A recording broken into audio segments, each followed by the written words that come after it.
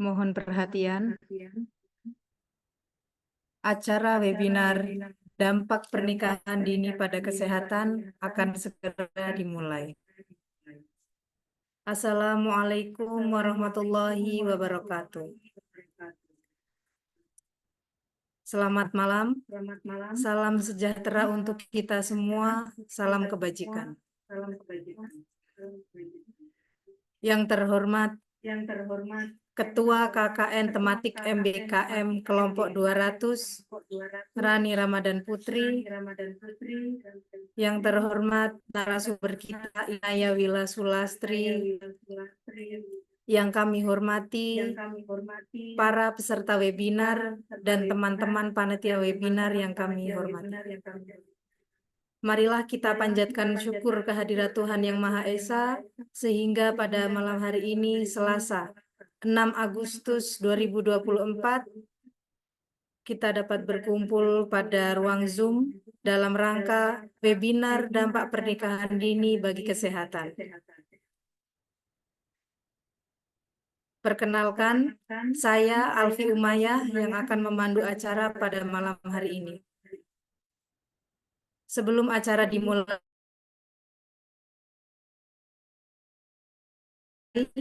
izinkan saya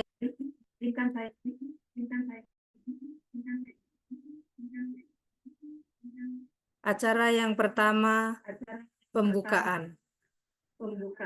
Acara yang kedua, menyanyikan lagu Indonesia Raya. Acara yang ketiga, menyanyikan lagu himne Unisula. Acara yang keempat, doa pembukaan. Acara yang kelima, pembukaan oleh Ketua KKN Tematik MBKM Kelompok 200.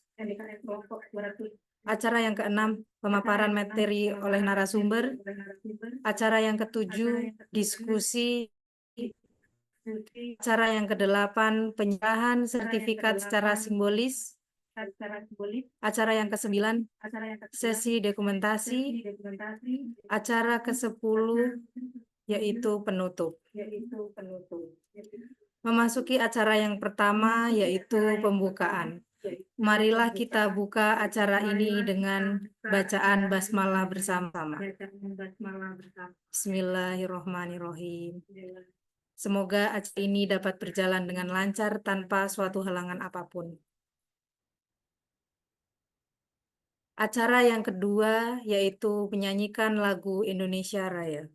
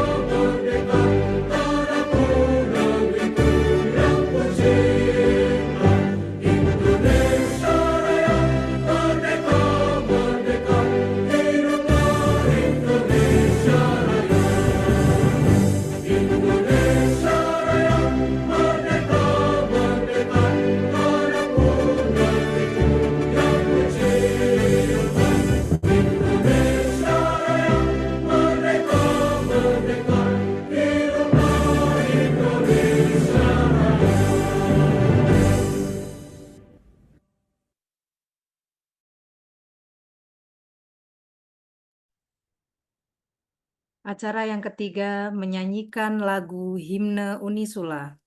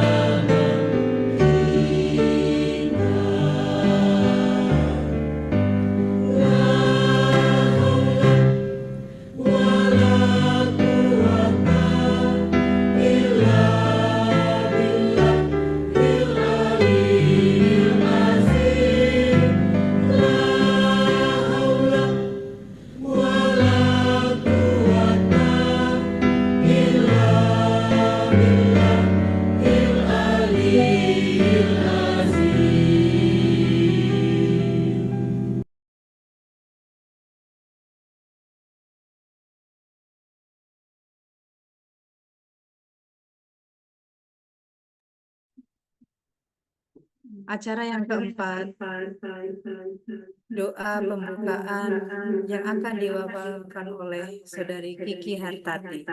Waktu dan tempat dipersilakan.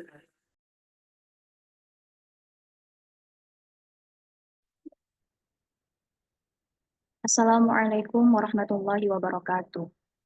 Selamat sore, salam sejahtera bagi kita semua. Teman-teman yang berbahagia, marilah kita berdoa dengan khusyuk menurut agama dan kepercayaan masing-masing. Semoga acara webinar pada hari ini diberi keberkahan dan bisa berjalan dengan lancar. Izinkan saya untuk memandu sesuai dengan tuntunan agama Islam. Bismillahirrahmanirrahim. Allahumma sholli ala Sayyidina Muhammad wa ala ali Sayyidina Muhammad. Alhamdulillahirabbil alamin, hamdan syakirin, hamdan na'imin, hamdan yuafi ni'amahu wa yukafi'u mazidah. Ya Rabbana lakal hamdu kama yanbaghi li jalalika wajhika karimi wa aidini sultan. Ya Allah, tiada kata dan rasa yang pantas kami haturkan kepadamu Selain syukur kami padamu atas segala nikmat dan hidayah yang Engkau anugerahkan kepada kami, sehingga kami bisa hadir bersama untuk mengikuti webinar dampak pernikahan dini bagi kesehatan pada sore hari ini. Ya Allah, jadikanlah acara kami ini sebagai majelis ilmu yang bermanfaat, yang Engkau ridhoi, yang membawa barokah, rahmat, taufik, dan hidayah-Mu untuk kami semua. Ya Allah, Tuhan yang Maha Pengampun, Engkau Maha mengetahui terhadap kelemahan-kelemahan kami, maka dari itu kepadamulah kami menyembah dan memohon ampunan dan pertolongan. Rabbana atina fid dunya hasanah wa fil akhirati hasanah wa qina adzabannar. Subhana rabbika rabbil izzati amma yasifun wa salamun alal mursalin walhamdulillahi rabbil alamin. Wassalamualaikum warahmatullahi wabarakatuh. Saya kembalikan ke Mbak Alfi. Terima kasih. Baik. Amin amin ya robbal alamin. Memasuki acara yang kelima, yaitu sambutan dari Ketua KKN Tematik MBKM Kelompok 200 yang terhormat Rani Ramadan Putri. Waktu dan tempat dipersilakan. Baiklah, terima kasih. Assalamualaikum warahmatullahi wabarakatuh. Shalom, Om Swastiastu, Namo Buddhaya, Salam Kebajikan. Selamat malam semuanya. Pertama-tama, marilah kita panjatkan puji syukur atas kehadiran Allah Subhanahu wa Ta'ala, karena atas rahmat dan karunia-Nya kita dapat berkumpul dalam acara webinar ini dalam keadaan sehat walafiat. Pada kesempatan yang berbahagia ini, perkenalkan, saya Rani Ramadan Putri, selaku Ketua KKN mengucapkan selamat datang dan terima kasih kepada seluruh peserta yang telah meluangkan waktunya untuk hadir dalam webinar yang berjudul Dampak Pernikahan Dini bagi Kesehatan. Webinar ini diselenggarakan sebagai bagian dari program KKN kami yang bertujuan untuk memberikan wawasan dan pengetahuan baru kepada teman-teman, khususnya di bidang kesehatan. Kami berharap melalui acara ini kita dapat memperoleh manfaat yang sebesar-besarnya serta dapat mengaplikasikan ilmu yang didapat dalam kehidupan sehari-hari. Saya juga ingin mengucapkan terima kasih kepada narasumber yang telah bersedia berbagi ilmu dan pengalaman dengan kita semua. Semoga materi yang disampaikan nanti dapat memberikan pengetahuan yang bermanfaat. Tak lupa saya ucapkan terima kasih kepada seluruh panitia yang telah bekerja keras dalam mempersiapkan acara ini. Semoga webinar ini dapat berjalan dengan lancar dan sukses. Akhir kata, marilah kita buka acara webinar ini dengan membaca basmalah bersama-sama. Bismillahirrahmanirrahim. Baiklah, selamat mengikuti webinar. Semoga bermanfaat bagi kita semua. Wassalamualaikum warahmatullahi wabarakatuh.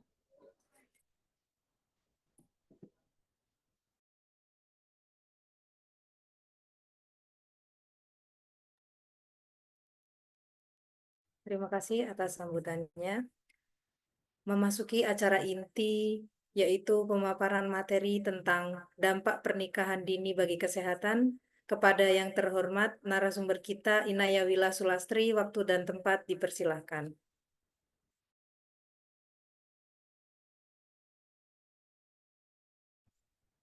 Baik, terima kasih Kak Alfi. Assalamualaikum warahmatullahi wabarakatuh. Waalaikumsalam warahmatullahi wabarakatuh. Selamat malam teman-teman semuanya, gimana kabarnya?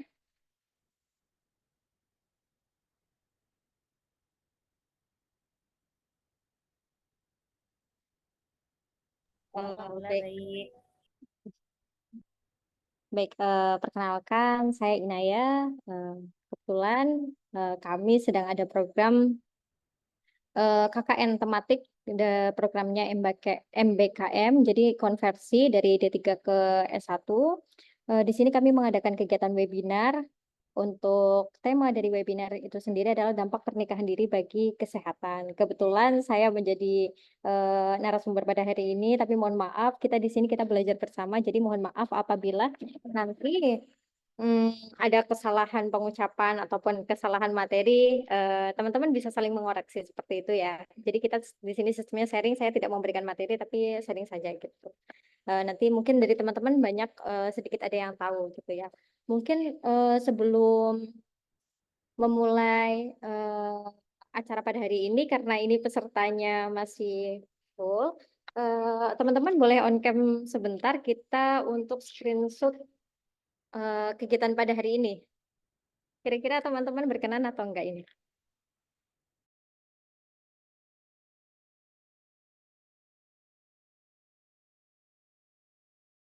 Baik, saya mohon izin screenshot dulu ya teman-teman.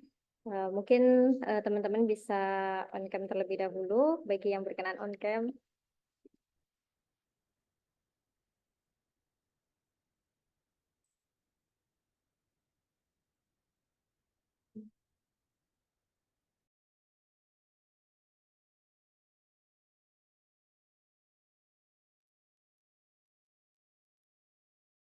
Baik, saya screenshot ya. Dalam hitungan ketiga, 1, 2, 3. Lagi 1, 2, 3. Sisi kedua. 1, 2, 3. 1, 2, 3. Baik, terima kasih teman-teman. Mohon izin share screen.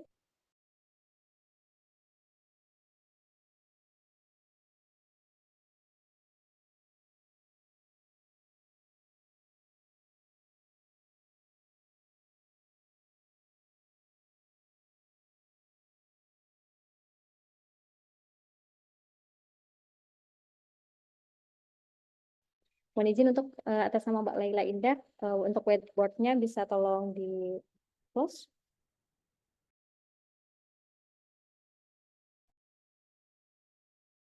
Baik, mohon maaf. Mohon izin share screen teman-teman.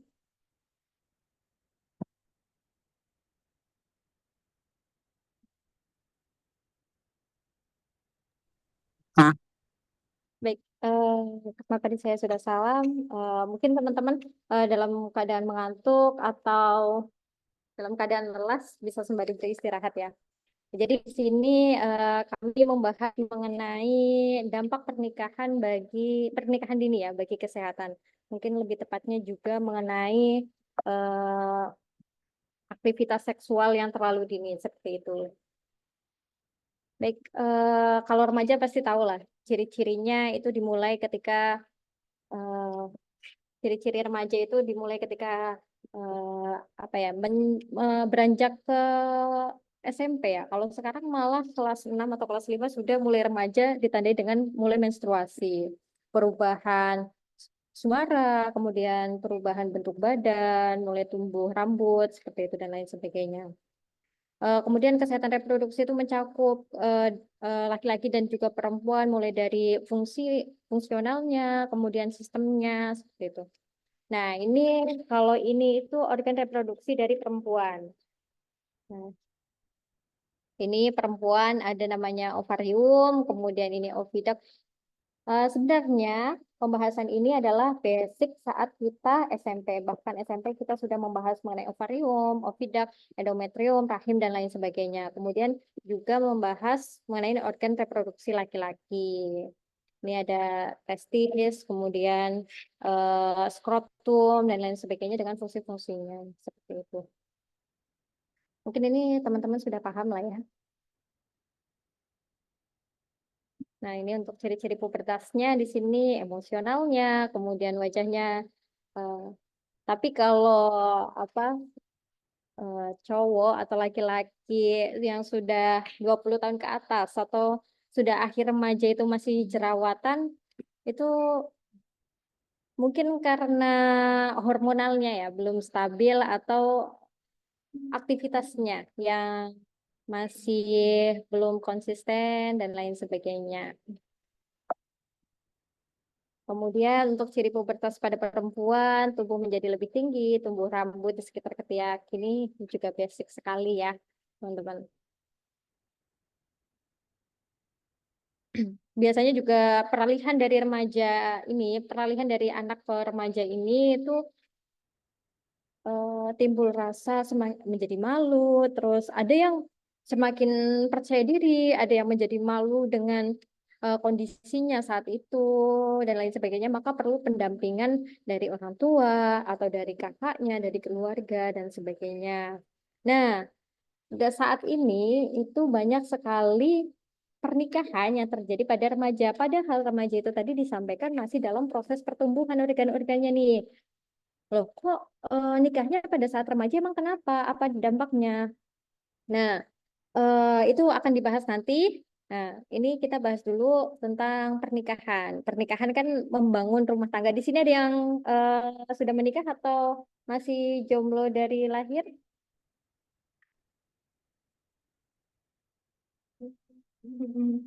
Baik, Jomblo dari lahir, Kak. ya. Jomblo dari lahir, Kak. Belum menikah, Kak. Baik, Jomblo dari lahir, Kak. baik teman-teman. Mungkin nanti di webinar ini ada yang masih jomblo juga, laki-laki, perempuan. Kalau memang berjodoh, bisa nih nanti kenalan di DM, gitu ya. Jadi untuk pernikahannya, mohon maaf maksud saya, pernikahan itu diperbolehkan apabila laki-laki, perempuan, dan perempuan berusia 19 tahun. Itu berdasarkan Undang-Undang Nomor 16 tahun 2019. Jadi kalau di bawah 19 tahun boleh nggak? Sebenarnya secara agama mungkin itu boleh ya kalau dia sudah balik. Tapi kalau secara undang-undang itu nggak boleh, harus dibawa di atas 19 tahun. Kalau di bawah 19 tahun, takutnya ini masih ada perubahan-perubahan, kemudian emosionalnya belum stabil, dan lain sebagainya. Makanya angka perceraian itu juga tinggi pada pernikahan yang terjadi pernikahan dini. Mungkin ekonominya belum stabil, mereka hanya menginginkan, oh ini setelah lulus SMA menikah, oh ini setelah SMP saya kerja ya nikah, apalagi kayak gitu. Nah, untuk selanjutnya ini perbandingan usia menikah pertama pemuda laki-laki, pertama pemuda laki-laki dan perempuan. Ini kalau usia ternyata paling tinggi itu menikah di antara usia 19 sampai 21 tahun itu tinggi, cukup tinggi. Kalau perempuan ini, artinya perempuan menduduki peringkat tertinggi usia 19 sampai 21 tahun dengan pernikahan dini, ya, 19 sampai 21 tahun. Kemudian untuk yang laki-laki itu mereka sudah cukup umur 22 sampai 24 tahun. Bisa dilihat logonya.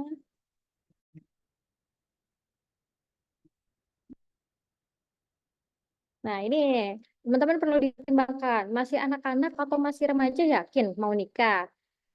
Pernikahan usia dini itu perlu dicegah karena banyak dampak negatifnya ternyata, banyak resikonya gitu. Kalau menikah remaja, dia masih sekolah SMP, SMA, dia terpaksa harus putus sekolah. Pun kalau dia masih bisa sekolah, fokusnya akan terbagi-bagi. Apalagi sekolah kan itu biasanya 5 hari sekolah ya. Sekolah dari pagi sampai dengan sore pukul 5. Maka untuk membagi kegiatan antara di rumah bersama suami atau bersama istri dan juga di sekolah jadi rancu gitu, terlalu terbagi-bagi. Kemudian kemampuan belajarnya juga itu tadi ya karena aktivitasnya terlalu banyak. Kemudian ekonominya nih, eh, kalau perbandingan antara orang-orang yang lulus SMP, minimal pendidikan SMP dengan SMA itu pasti dalam pekerjaannya itu juga berbeda. Semakin tinggi pendidikannya, insya Allah untuk mendapatkan kesejahteraan pekerjaannya juga semakin tinggi. Apalagi kalau misalkan sekarang ya pekerjaan itu kan rata-rata minimal pendidikannya itu SMA, kemudian malah saat ini minimal D3, S1, D3 marketing, S1 marketing, S1 psikologi, dan lain sebagainya. Kemudian resikonya juga KDRT karena tadi hormonalnya belum stabil, emosionalnya masih dalam proses pematangan gitu. Kemudian dari kesehatan fisik dan mentalnya, ibunya ini organnya masih dalam proses pematangan.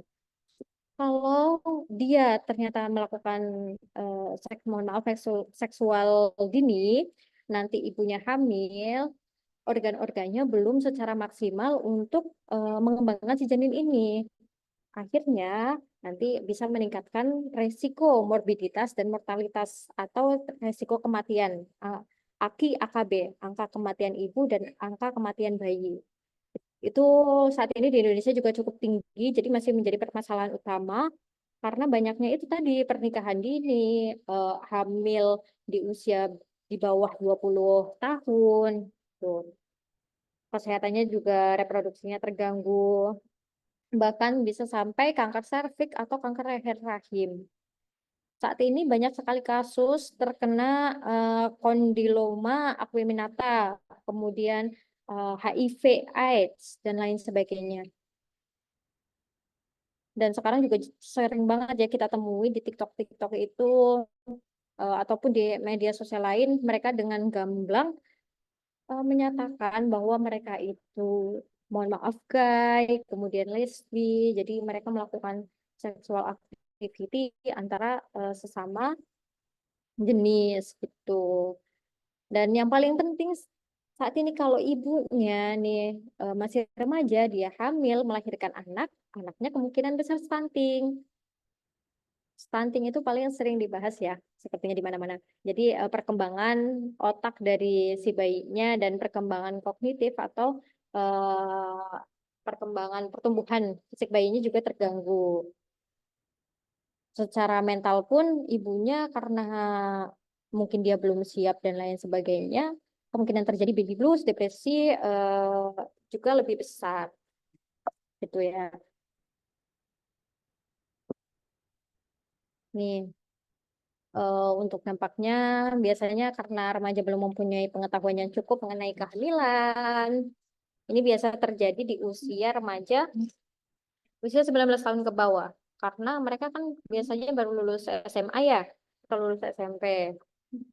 Apalagi dengan tingkat ekonomi yang masih, mohon maaf, menengah ke bawah. Usia remaja juga masih butuh gizi yang optimal sampai usia 21 tahun.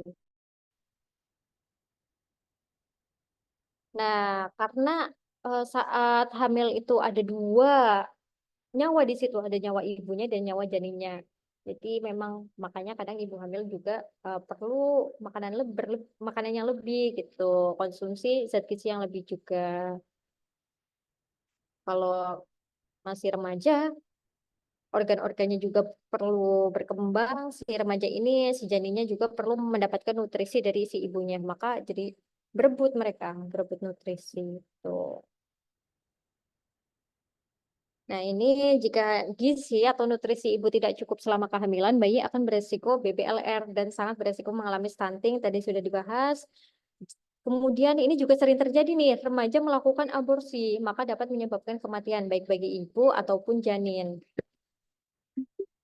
Karena biasanya kalau ini terjadi KTD ya, kehamilan tidak diinginkan, eh, jadi banyak siswa atau anak-anak di usia bawah 19 tahun, mereka hamil, tapi mereka tidak menginginkan kehamilan itu, akhirnya aborsi. Dan ini biasanya ilegal. Jelas aborsi ilegal kalau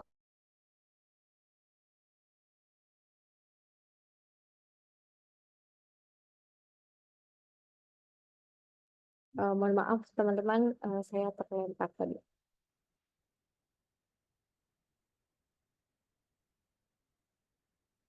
Baik, mohon izin melanjutkan. Jadi tadi sampai aborsi, kalau misalkan eh, si orang ini sampai aborsi baik itu secara ilegal, maka kemungkinan terbesar terjadi infeksi. Ini malah berbahaya, bisa jadi kanker ovarium, ataupun bahkan sampai kematian pada ibu tadi, perdarahan, dan lain sebagainya. Nah, kalau ini, tadi yang saya sebutkan tadi, adalah penyakit menular seksual, PMS. Dan HIV atau AIDS. Jadi ini terjadi bila penularannya itu, pasti teman-teman tahu kalau ini penularannya melalui hubungan seksual yang dilakukan berulang ataupun mohon maaf berganti-ganti pasangan, sering terjadi. Jadi muncul kayak ruam-ruam di sekitar baik itu uh, kepaluan, bahkan bibir, lidah, bahkan sampai mengeluarkan pus atau nanah. Biasanya juga ada ciri-ciri lain itu penurunan berat badan yang terus-menerus. Kemudian teman-teman juga bisa melihat kayak badannya kurang segar. Kalau orang kena HIV itu badannya kurang segar, kayak di tatapnya tuh apa ya, kayak kulitnya kering seperti itu, kayak kurang segar, terus ngantuk hawanya kayak gitu. Jadi teman-teman juga harus hati-hati. Tapi ini penularannya hanya melalui hubungan seksual, kemudian transfus atau misalkan suntikan, terus transfusi darah kayak gitu. Kalau misalkan hanya berpelukan, bersalaman, itu tenang tidak akan menularkan HIV.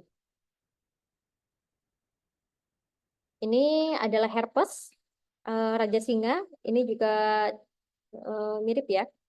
Ada kayak apa ya? Mungkin bintik-bintik itu, bintik-bintik seperti nanah, seperti itu bentuknya seperti ini di area genital. Kemudian kalau di area mulut itu kayak muncul semacam sariawan tapi banyak banget. Terus ada pesnya juga. Ting.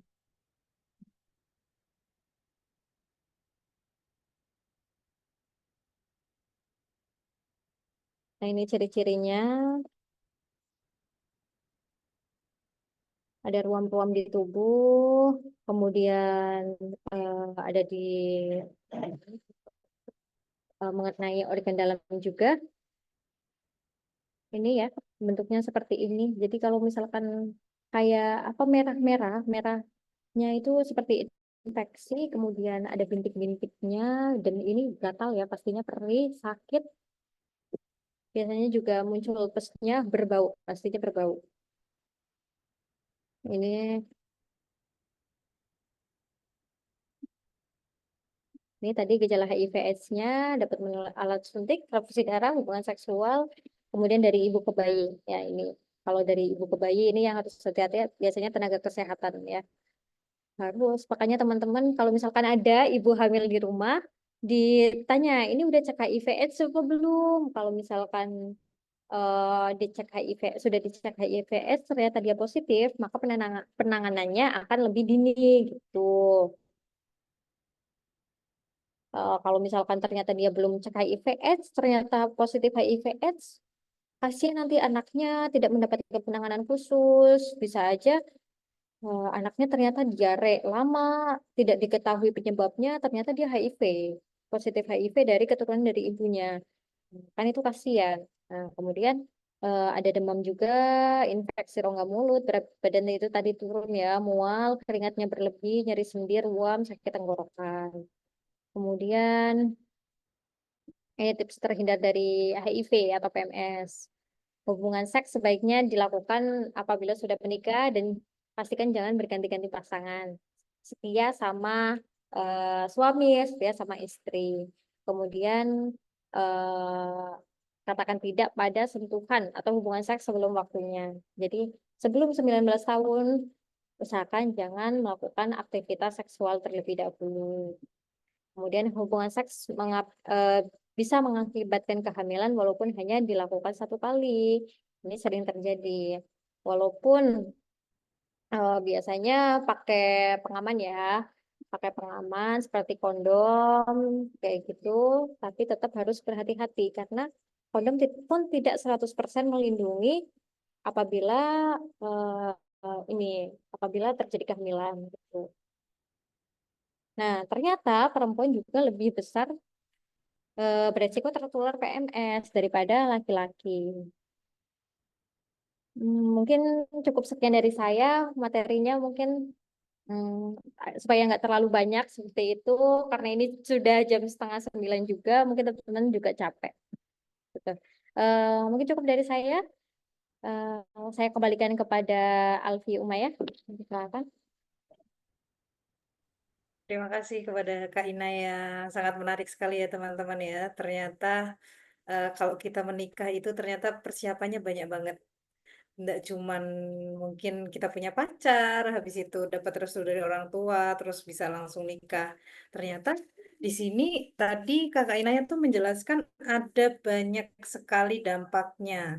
terutama kesehatan bagi ibu dan nanti calon buah hatinya begitu ya.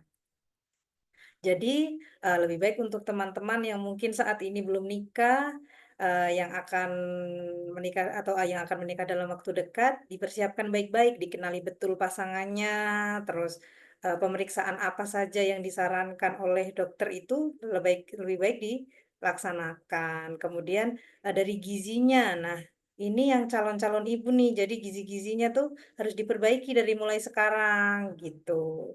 Nah, untuk yang sudah menikah, mungkin sudah ada yang sudah menikah, mungkin adiknya yang belum menikah, coba dikasih tahu kalau misalkan sudah pengen menikah, bagaimana persiapannya, terus pasangannya asal-usulnya dari mana, itu perlu diketahui. Ya, teman-teman, mungkin nanti teman-teman yang mau menikah bisa dilihat lagi. Mungkin bisa, kan HP-nya sekarang bagus-bagus ya, bisa akses kemana-mana, jadi bisa baca-baca apa sih itu penyakit menular seksual gitu. Kenapa sih banyak sekali dampak-dampaknya jika melakukan pernikahan di usia dini seperti itu. Nah, baik, supaya tidak terlalu lama, untuk acara berikutnya yaitu kita diskusi dulu nih, mumpung masih ada Kak Inaya ya, Kak Inaya ya. Ya, betul, Febri. Untuk acara selanjutnya ini ada sesi diskusi. Tadi ada beberapa teman-teman yang sudah langsung chat ke panitia mau bertanya. Nah, nanti ini sekarang kesempatannya nih untuk bertanya. Jadi untuk teman-teman yang mau bertanya, silahkan menggunakan fitur yang ada di Zoom, bisa raise hand ya. Mohon maaf untuk pertanyaan yang ada di room chat, kami tidak bisa membacanya terlebih dahulu, kami utamakan yang raise hand terlebih dahulu. Jadi kepada teman-teman yang ingin bertanya, silahkan ya. Untuk kesempatan pertama, saya beri kesempatan kepada dua penanya. Baik, di sini sudah ada Kak Putri Amelia. Silahkan Kak Putri Amelia, mungkin bisa on cam dulu, kalau bisa supaya kita bisa mengenal. Terima kasih Kak Putri. Dari mana nih Kak Putri? Sebelumnya, Assalamualaikum warahmatullahi Ya. wabarakatuh. Waalaikumsalam Perkenal- warahmatullahi wabarakatuh. Perkenalkan, Kak, saya mahasiswa dari Universitas Muhammadiyah Banjarmasin. Banjarmasin ya, terima kasih. Silakan Kak Putri untuk pertanyaannya. Izin bertanya, Kak, jadi membahas tentang dampak pernikahan dini bagi kesehatan, katanya tadi kan bisa menjadi salah satu faktor terjadinya stunting. Nah, kebetulan di lingkungan tempat tinggal saya sekarang itu masih banyak terdapat kasus pernikahan dini, Kak. Dan rata-rata ceweknya itu usia sekitar 16-17 tahun. Dan rata-rata setelah diberikan edukasi, biasanya itu dari puskesmas, ada kunjungan kan ke sini, diberi edukasi tentang KB dan lain-lain. Nah, kebetulan wanita-wanita di sini tuh agak susah juga buat ber-KB, Kak. Dan kebanyakan orang tua mereka juga tidak mengizinkan dengan berbagai macam alasan. Nah, apakah ada solusi untuk mencegah terjadinya stunting pada anak-anak mereka tersebut? Mungkin sekian, terima kasih. Terima kasih kepada Kak Putri Amelia. Mungkin yang bisa saya tangkap tadi, Kak Putri Amelia ini dari Banjarmasin, teman-teman. Cukup jauh ya. Jadi Kak Putri ini tadi bertanya bahwa di tempatnya dia tinggal itu masih banyak kasus stunting dan ternyata angka usia pernikahan dininya itu di angka sekitar 17 atau 16 tahun. Nah, ternyata setelah ditelusuri banyak orang tuanya yang tidak melakukan KB seperti itu. Jadi nanti ini bagaimana solusinya agar tidak terjadi stunting atau mencegah terjadinya stunting seperti itu. Bagaimana Kak Inaya? Tidak bisa ditangkap? Kita simpan dulu ya untuk pertanyaan Kak Putri Amelia. Selanjutnya untuk Kak Sabrina Aulia, silahkan Kak Sabrina bisa on cam terlebih dahulu.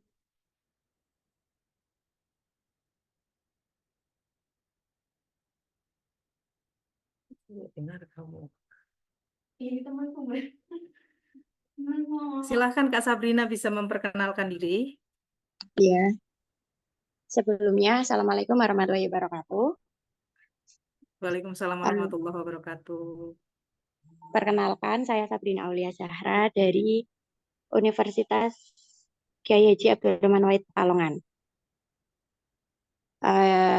Tadi kan sudah dijelaskan ya tentang dampak pernikahan dini. Yang saya tanyakan itu bagaimana cara mengedukasi anak muda atau remaja agar terhindar dari pergaulan bebas atau yang melanggar norma yang mengakibatkan terjadinya pernikahan dini. Terima kasih.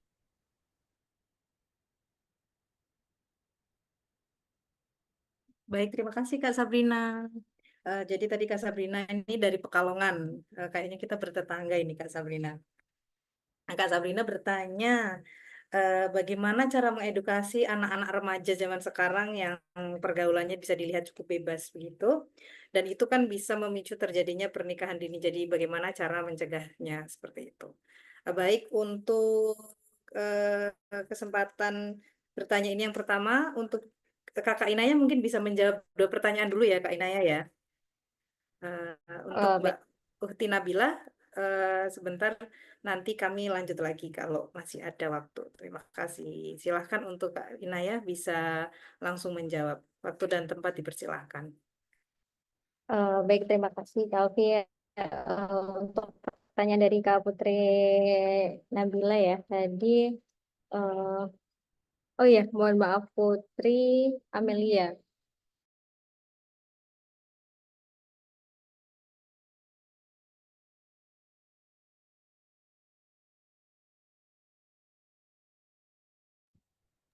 Baik, tadi pertanyaannya, mohon maaf Kak Alfi bisa diulangi pertanyaannya.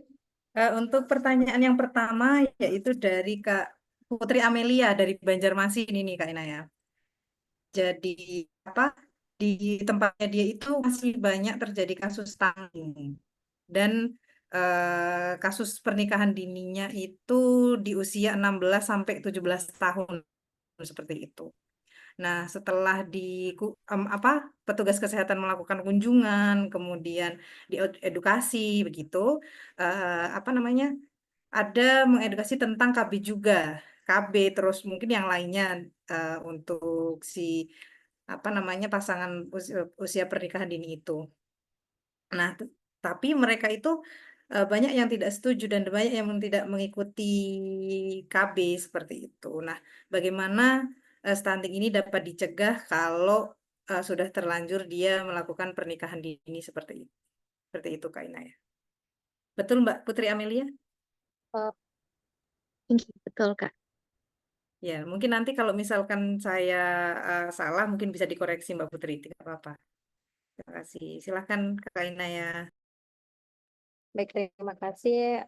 Jadi emang saat ini yang menjadi permasalahan utama seperti itu ya.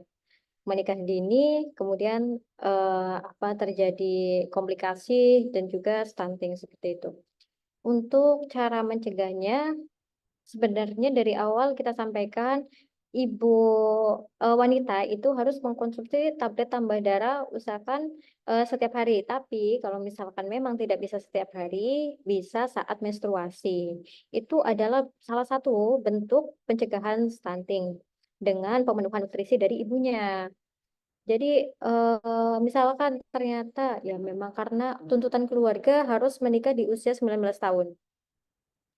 Menikah di 19 tahun supaya si janin yang dilahirkan atau nantinya anaknya tidak tumbuh dengan stunting, maka bisa nih dengan cara lain yaitu pemenuhan nutrisinya. Karena tadi di bawah 19 tahun ternyata nutrisi yang dibutuhkan itu lebih banyak.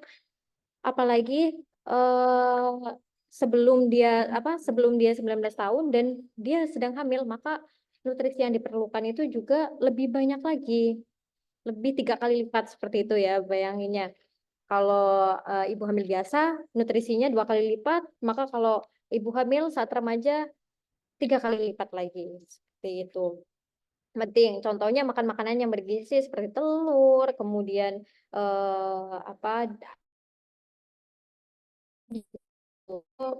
bentuk pencegahan stunting seperti itu. Tapi ternyata ini masyarakatnya tuh sulit untuk diberikan konseling atau diajak, ayo makan makanan yang bergizi, ayo berubah pola hidupnya kita gitu. Ternyata sulit.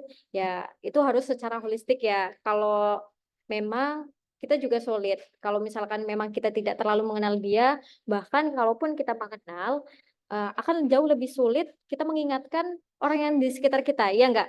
Biasanya kalau misalkan kita mengingatkan saudara nih atau tetangga, itu coba deh anaknya dikasih makannya sesekali ikan, jangan kerupuk terus sama kecap, atau jangan eh, itu terus, misalkan kayak bubur sum-sum atau bubur yang kemasan serelak seperti itu. Pasti itu akan jauh lebih sulit. Karena ya mereka sudah kebiasaan ya, jadi memang itu harus pelan-pelan secara holistik dan kita harus konsisten mengajak. Mungkin akan lebih berefek ketika kita memberikan makanan langsung seperti itu ya. Kayak eh ini pagi kita kasihkan buah, ada buahnya, ada proteinnya, ada karbohidratnya seperti itu.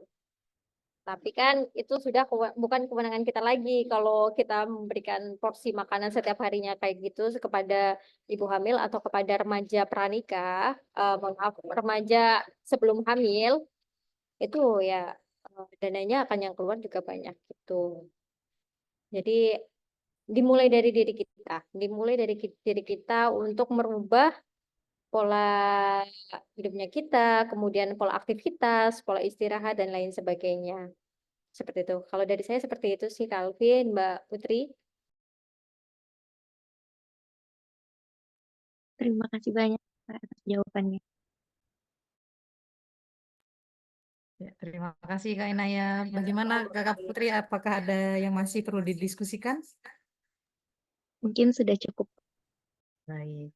Selanjutnya pertanyaan kedua, yaitu ada Kak Sabrina Aulia dari Pekalongan ini Kak Inaya. Untuk pertanyaannya yaitu bagaimana cara mengedukasi remaja-remaja dari pergaulan bebas yang dimana dia memicu terjadinya pernikahan dini. Seperti itu. Silakan untuk Kak Inaya. Baik, terima kasih. Sebenarnya kalau untuk mencegah pergaulan bebas itu ya, itu dari masing-masing pribadi, masing-masing individu. Karena kita tahu sendiri yang namanya pengaruh sosial media saat ini sangat luar biasa.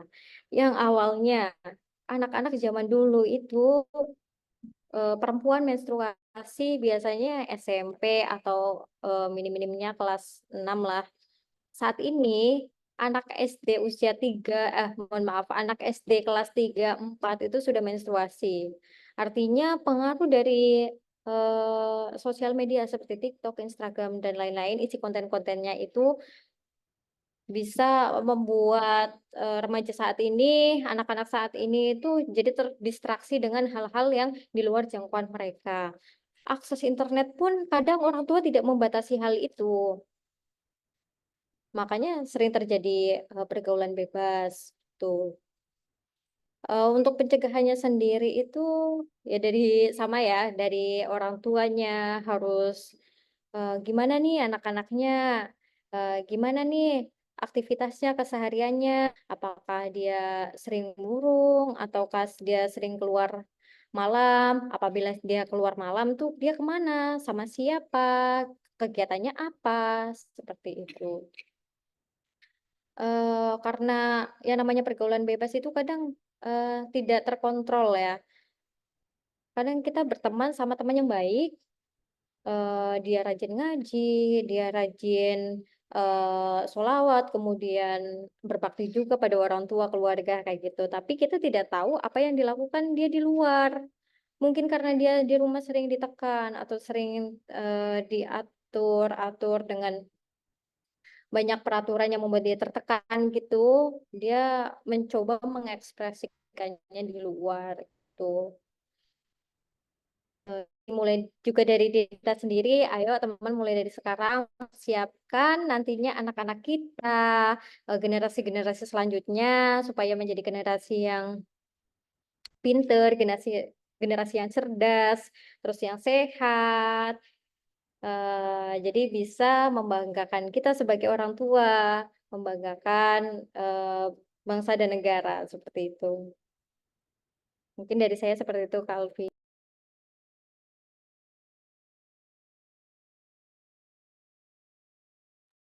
Baik, terima kasih Kak Inaya. Bagaimana Kak Sabrina Aulia? Apakah masih ada yang perlu didiskusikan, Kak? Sudah cukup, Kak. Terima kasih. Ya, sama-sama Kak Sabrina. Jadi yang utama dan paling utama pondasi ya, Kak Inayah ya, yang harus diperbaiki supaya tidak terjadi pergaulan bebas seperti itu. Selanjutnya ini masih ada sedikit waktu, mungkin saya kasih kesempatan lagi untuk satu orang penanya. Ya silahkan, di sini ada Kak Novia Rizky Nandriani. Silahkan Kak Novi. Kak Alfi, tadi yang Oh iya bertanya Kak, sepertinya ada yang sudah raise hand. Tadi tertunda. Bagaimana Kak Alfi? Mau dilanjut yang tadi atau yang raise hand saat ini? Oh, tadi adik Kak Uhti siapa ya? Ya, tadi ada Kak Uti sama kalau nggak salah Kak Laila. Nanti ya. Oh ya, Kak Uhti Nabila terlebih dahulu mungkin.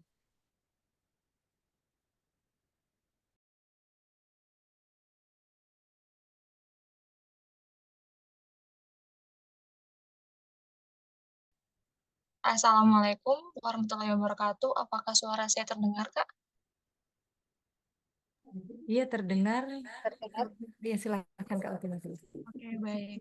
Sebelumnya perkenalkan, nama saya Uhti Nabila dari Poltekkes Kemenkes Semarang. Izin bertanya, kan ini mengenai dampak pernikahan dini bagi kesehatan ya Kak, untuk para remaja pada intinya. Terus yang saya mau tanyakan, kan sekarang itu sudah banyak banget gebrakan dari pihak pemerintah untuk memberikan edukasi kepada setiap remaja di masyarakat gitu.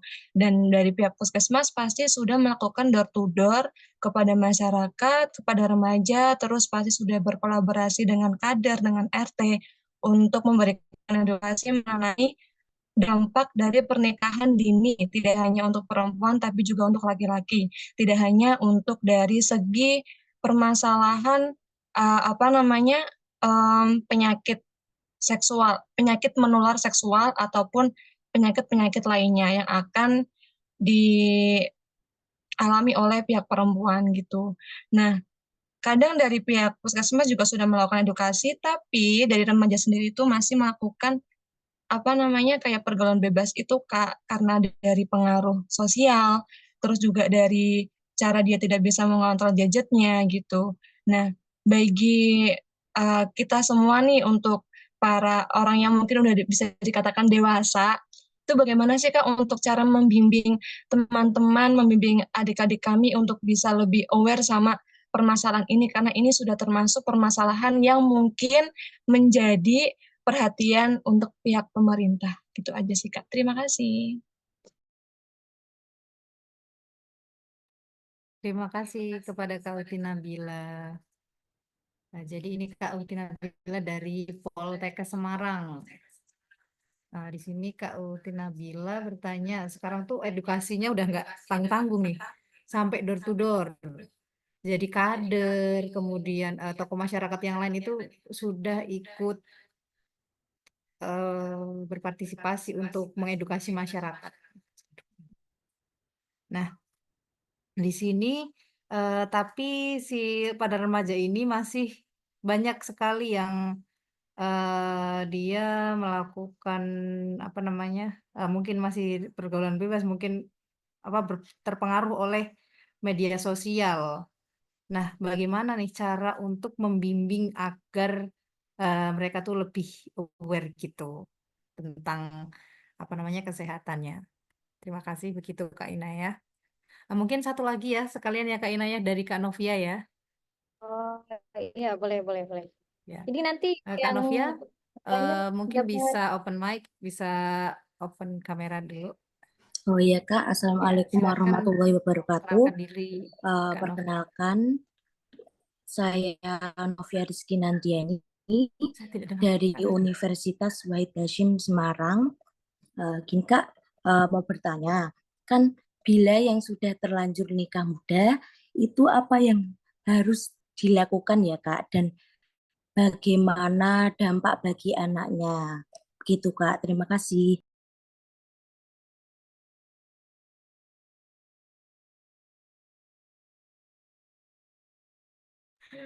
Ya, baik. Terima kasih Kak Novia dari Unwahas ya, Universitas Wahid Hasyim Semarang. Jadi bagaimana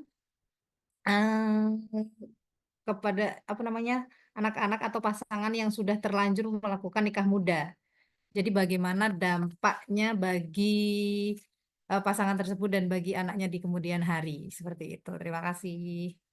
Mungkin nanti Kak Inayah bisa langsung menjawab dari Kak Uti Nabila terlebih dahulu yang tadi bertanya pertama dari Poltekkes Semarang. Baik, terima kasih.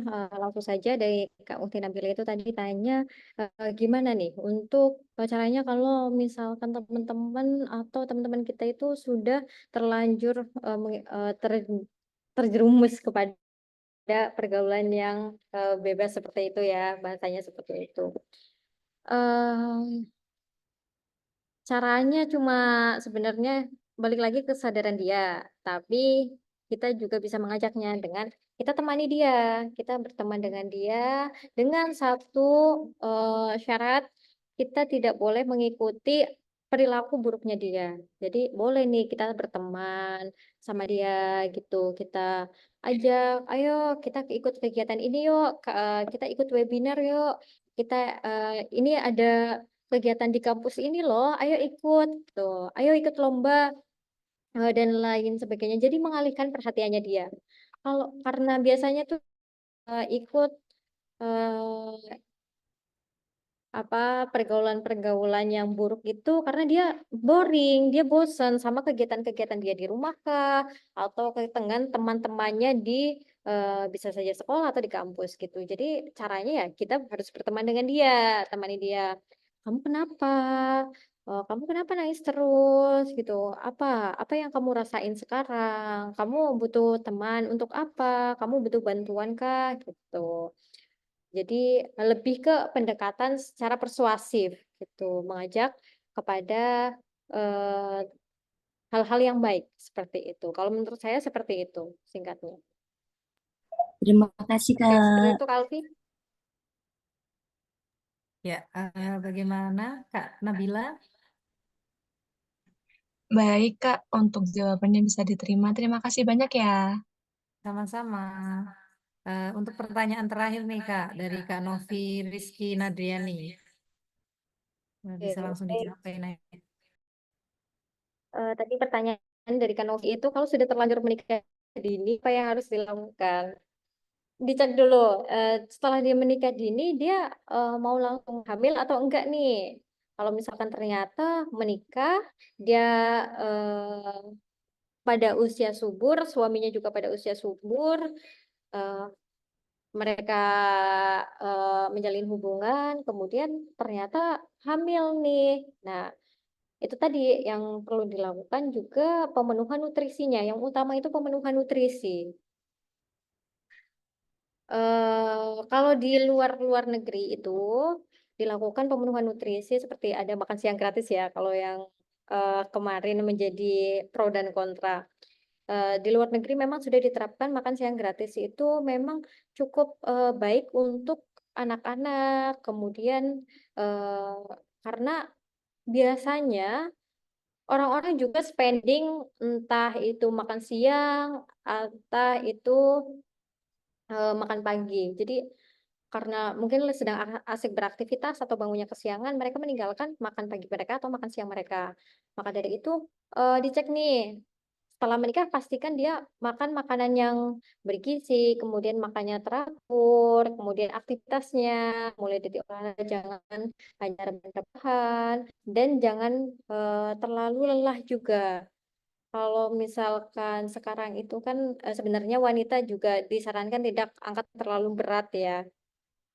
Angkat beban itu dalam batas wajarnya. Misalkan kayak sampai setiap hari angkat beban 100 kilo, 100 kilo, 100 kilo, dikhawatirkan akan mengganggu hormonalnya, akan mengganggu sistem tubuh reproduksi mereka juga. Seperti itu. Kalau dari saya seperti itu, Mbak Novi. Terima kasih. Baik, sama-sama. Terima Ini sudah ya, kasih, Kak Alfi? Inaya. Iya, ini mengingat waktu sudah jam 8.50. Nanti untuk teman-teman yang tadi bertanya ada 4 orang, ada Kak Novia, terus Kak Uti Nabila, Kak Sabrina, dan Kak Putri Amelia. Mungkin nanti bisa menghubungi nomor panitia yang sudah ada di room chat untuk dikirimkan rewardnya ya, Kak.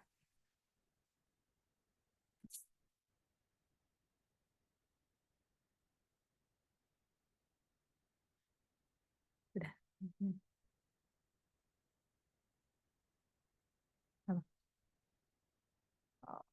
Ya. Ini karena sudah selesai untuk acara berikutnya, yaitu penyerahan sertifikat secara simbolis. Waktu dan tempat dipersilahkan.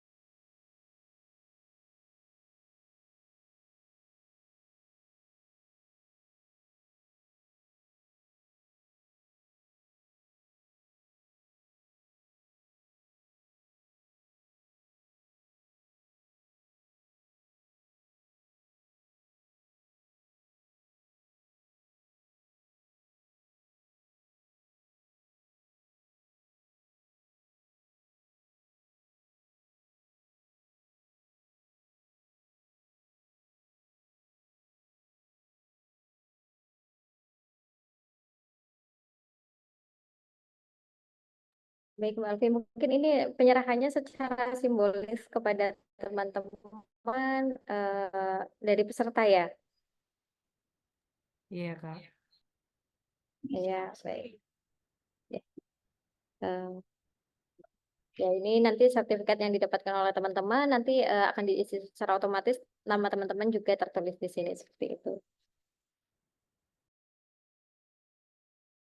Ya, baik. Terima kasih. Ini sebelum acara yang terakhir, sebelumnya untuk teman-teman di sini nanti kita akan melakukan sesi dokumentasi yang akan dipandu oleh Kak Gusnila Asmita. Nanti mohon kepada teman-teman bisa on cam terlebih dahulu ya. Silakan kepada Kakak Gusnila Asmita, waktu dan tempat dipersilahkan. Baik, terima kasih Kak Alfi untuk kesempatannya. Untuk teman-teman ini kita sesi dokumentasi dulu ya sebelum acara kita berakhir. Mohon untuk teman-teman bisa on cam.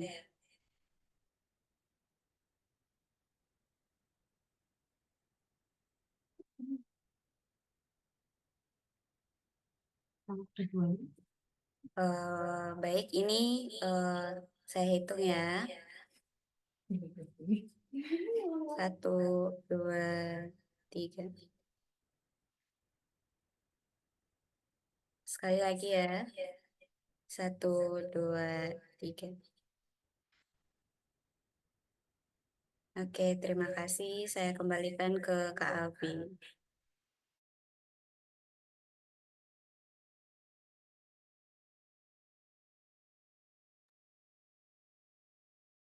Baik, terima kasih Kak Gusnila. Memasuki acara yang terakhir yaitu acara penutup. Sebelumnya kami ucapkan terima kasih kepada seluruh peserta webinar yang telah meluangkan waktu pada malam hari ini untuk mengikuti acara webinar.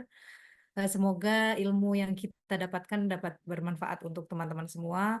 Sebelum kita tutup, saya mewakili seluruh panitia. Mohon maaf atas segala kekurangan yang ada. Kita tutup acara ini dengan bacaan hamdalah bersama-sama. Alhamdulillahirabbil alamin. Alhamdulillahirrahmanirrahim. Ya. Baik, terima kasih untuk teman-teman. Mungkin sekian acara yang bisa dilaksanakan. Bisa mengingat waktu sudah jam 8.54, teman-teman sudah harus beristirahat. Terima kasih atas perhatiannya. Saya tutup. Wassalamualaikum warahmatullahi wabarakatuh.